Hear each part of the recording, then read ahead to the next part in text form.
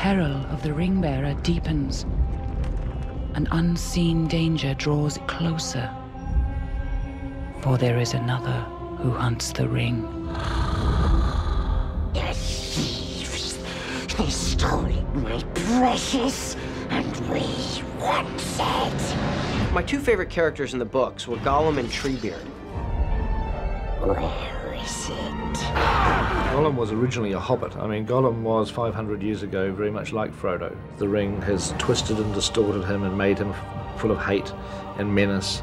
And he's very much the alter ego of Frodo. And Frodo in this particular movie comes to recognize that because he sees in Gollum what his destiny is going to be unless this ring can be destroyed. It's one of the first times that you've ever seen a computer-generated character has been so driven by an actor's performance. There was a real richness to it because the actor was not only allowed but encouraged to help craft the performance. And the animators have really captured Andy's face and his likeness and his in the animation. He steals the show. It's all about Gollum. Was it challenging working with part actor, part CGI created being?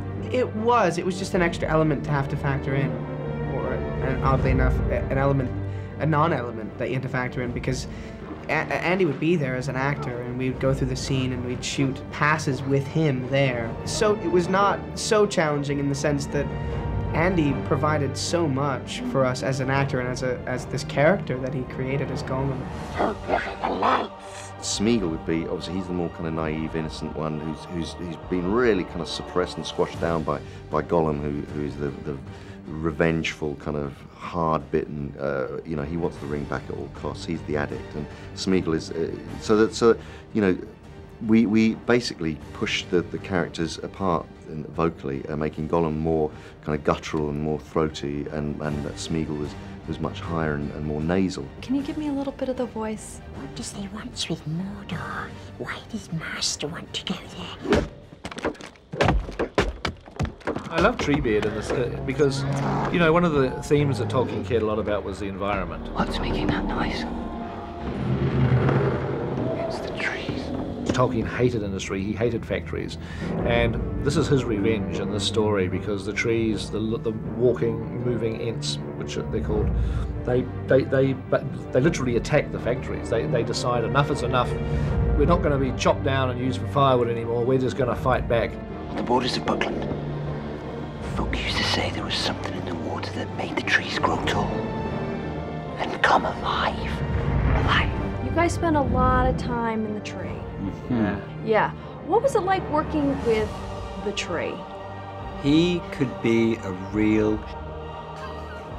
That is true. He in was, what ways? He's not... Well, he was just a real focus puller, you know. He's a big guy and interesting looking, and he would just try and really steal our thunder. He couldn't steal your thunder, though. Oh, thanks, Bill. No worries.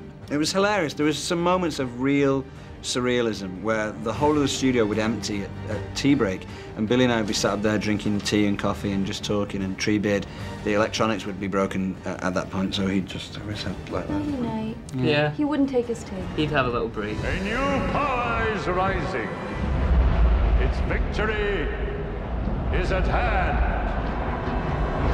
It is an army bred for a single purpose, to destroy the world of men.